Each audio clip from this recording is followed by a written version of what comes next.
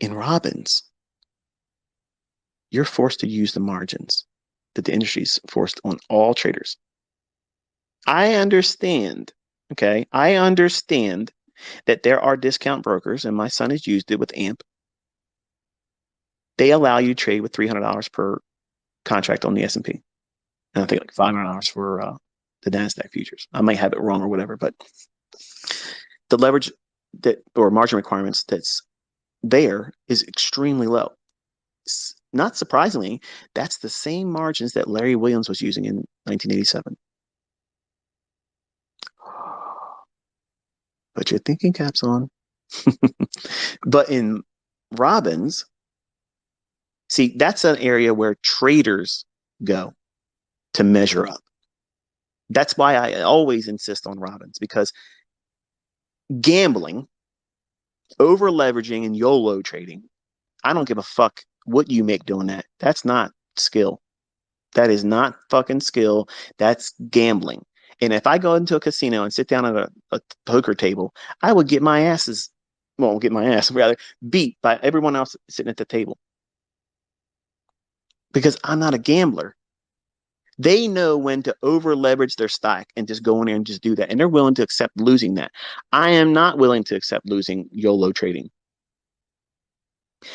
If you're going to compete, you're going to go in a setting where everybody is on the same playing field and we all have to use the industry standards. And you're going to have to fucking trade really well. You can't save your ass with doing 20 contracts to get me out of a fucking drawdown. That won't happen in Robbins. Put your money on that one. But when you got some mean motor scooter that's 50 years old that can take one contract and have 100% return in 5 weeks, when the competition took over a year to get 100% in Forex, and that's their track record. That's the one they tout. Shit don't add up, does it? When the whole broker statements are opened up, logged in, TD Ameritrade, boom, 100%. And I was teaching traders the very things on this bullet point list of things I have here. I have about a half page still, in case you're wondering. You need refresher drinks and such. The idea of all my students in my mentorship group, I have different user groups and such, and some of them were like, hey, can you show us with a live account, massive drawdown and come back? And can you show us if you take losing trades in the beginning of the day, how you can fix it in the afternoon? And can you just show us how money management alone can fix poor trading? Because I believe that's the case. And I'm going to go so far as to say, as much respect as I have for Larry Williams, because he's really my first real mentor. There's a lot of shit about him on the internet. People still talk about him. People that talk about me still talk about Larry Williams in the same regard. And he got himself into some trouble. FBI picked him up, I think in Australia, they supposedly doing it for like tax evasion or whatever. And I had that wrong or something like that. But and people questioned what he did in the Robbins Cup and whatever. Look, here's the bottom line. His account statements are online. You can Google them. You'll see every single one of them. Nobody has ever got close to his shit, ever. Not one time. I'm getting ready to go into the end of this conversation already because I'm just chomping at the bit to do it. But when Larry Williams said that he's not a good trader, I believe that. When he won in 1987, what was his recipe for success? Holding to the close. So when he was right, if he was buying, he's buying, after the open is done its run lower, and then he's buying strength. That's his strategies. Okay. I didn't like doing it. I tried doing it. I lost my ass all the time doing it because I couldn't suffer through the retracements that always took place. He would have these extremely wide ass stops and just, that's YOLO. And he did the maximum leverage using Kelly principle and Kelly criterion, and everything that he could potentially put on, he was putting it on his trades. And the only saving grace was when he was right, buying early or selling early in the day and holding the S&P or the bond market for the whole daily range. Think about what you would have done if you would have done something like on a CPI day, or maybe not necessarily what he would have done or what you would have done on yesterday's non-farm payroll, but imagine 60 handles. But we didn't have moves back then like that. That was not, that wasn't the flavor of the volatility then. We had very, very small volatility. And if we got like 5 handles, 8 handles a day, that was considered a respectable range of S&P movement. That now that's a stop loss. I mean, it's insane how much volatility is in the marketplace. You young guys, okay, when I say that, those that are like 30 years old and younger, or maybe even 35 and younger, you have no idea what it's like when we were coming up. Like me, and Larry Williams, he's been doing longer than me, 50 years plus. Okay, so he admits from his own lips that he's not a good trader, but he's a good money manager, and that's how he won 1987 Robbins Cup.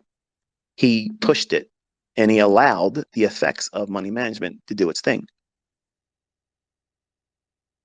So apart from the 6 or 7 things I taught individual students, and I told them they would see the results of it on specific days when I shared my statements, that's on my YouTube channel. Okay. Everybody's saying, can you show us losing trades? It's fraught with losing trades. There's lots of losing trades.